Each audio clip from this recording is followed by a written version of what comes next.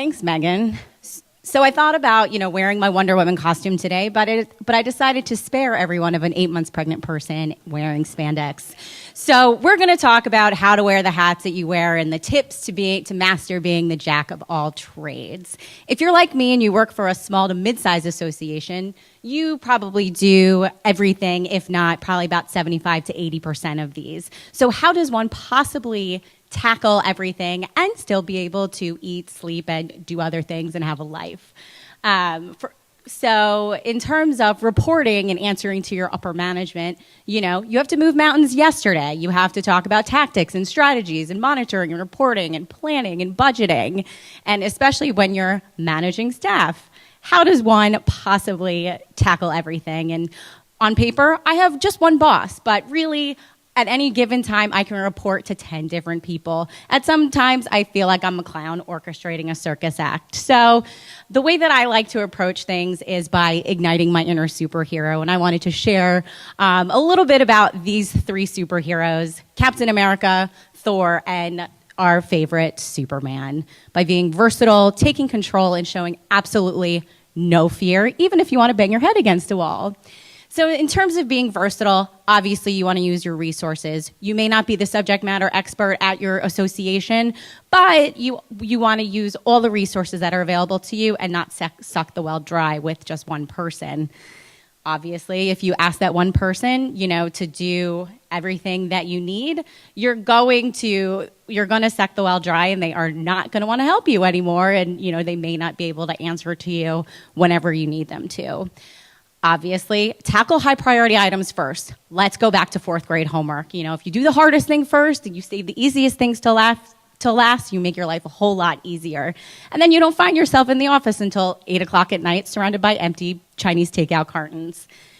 In terms of setting flexible boundaries, obviously you want to be everything to everyone. I like to be a people pleaser. I like to help everyone, but you have to find that balance or else you're going to find yourself in an extremely vulnerable position. And you also want to take control. Plan out your day. Know what you're doing. Know what your staff is doing at all points during the day. Directing your own space and time is probably one of the best things that I've ever learned in my 11 years of experience. In terms of planning, if you have any downtime, which that may come few and far between, although shopping on Rue La La may be a lot of fun, take advantage of that downtime to plan your next campaign and take a look at what's going on the rest of the day and the rest of the week and perhaps the rest of the month.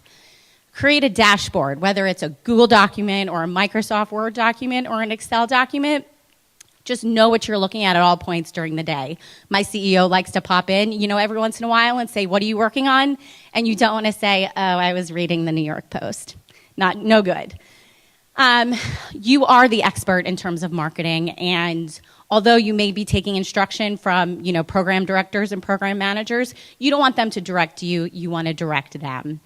And be fearless. Even if you have to shut the door and kind of, scream every once in a while, you don't want everyone else to see that. In terms of marketing, you're the one that makes everybody look good. So you want to, communicate, and don't hold back.